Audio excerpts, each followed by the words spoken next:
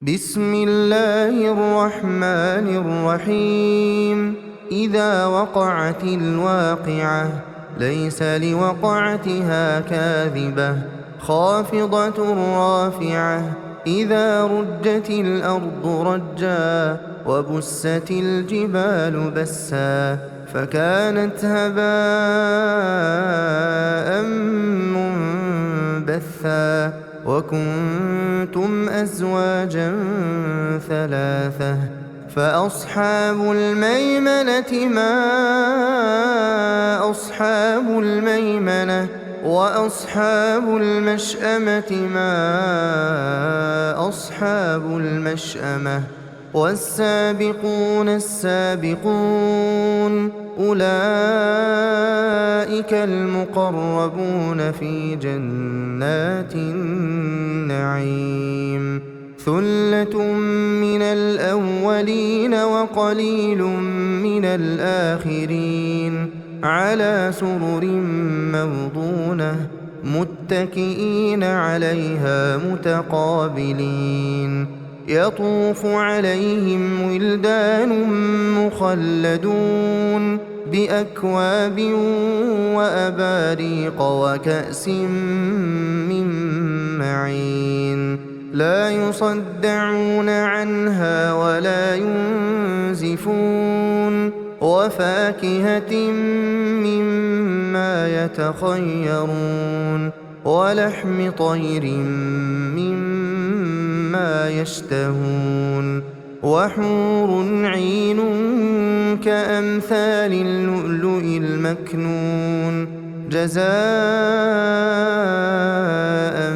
بما كانوا يعملون. لا يسمعون فيها لغوا ولا تأثيما إلا قيلا سلاما سلاما. وأصحاب اليمين ما أصحاب اليمين في سدر مخضود وطلح منضود وظل ممدود وماء مسكوب وفاكهة كثيرة لا مقطوعة ولا ممنوعة وفرش مرفوعة. إنا أنشأناهن إنشاء فجعلناهن أبكارا عربا أترابا. لأصحاب اليمين ثلة من الأولين وثلة من الآخرين. وأصحاب الشمال ما أصحاب الشمال في سموم وحميم وظل من يحموم لا بارد ولا كريم. إنهم كانوا قبل ذلك مترفين وكانوا يصرون على الحنث العظيم وكانوا يقولون أئذا متنا وكنا ترابا وعظاما أئنا لمبعوثون أو آباؤنا الأولون. قل إن الأولين والآخرين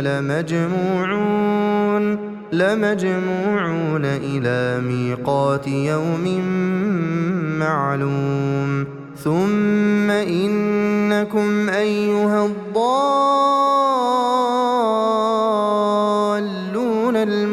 المكذبون لآكلون من شجر من زقوم فمالئون منها البطون فشاربون عليه من الحميم فشاربون شرب الهيم.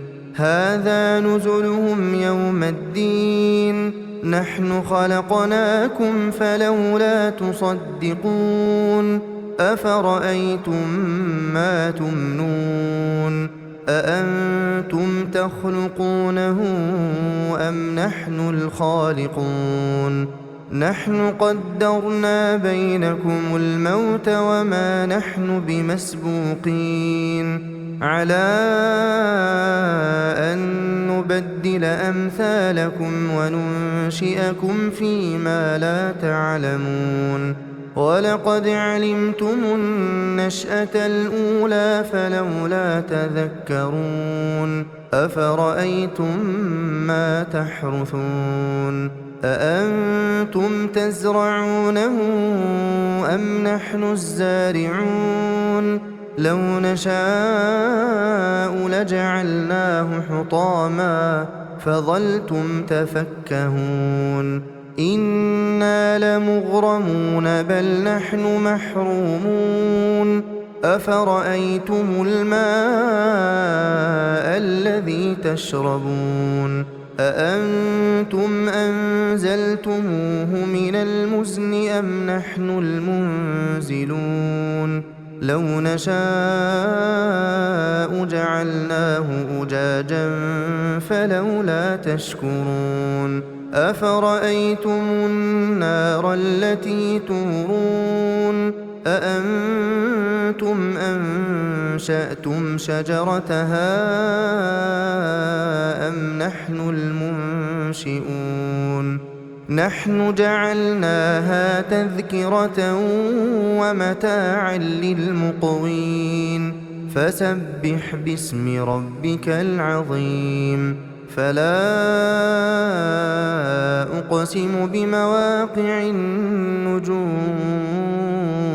وإنه لقسم لو تعلمون عظيم إنه لقرآن كريم في كتاب مكنون لا يمسه إلا المطهرون تنزيل من رب العالمين أفبهذا الحديث أنتم مدهنون وتجعلون رزقكم أنكم تكذبون فلولا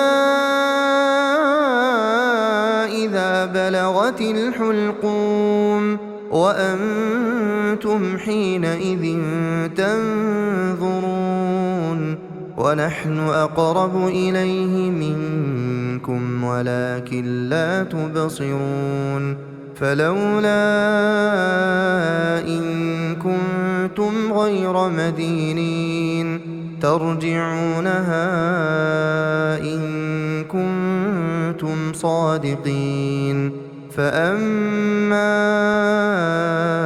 إن كان من المقربين فروح وريحان وجنة نعيم وأما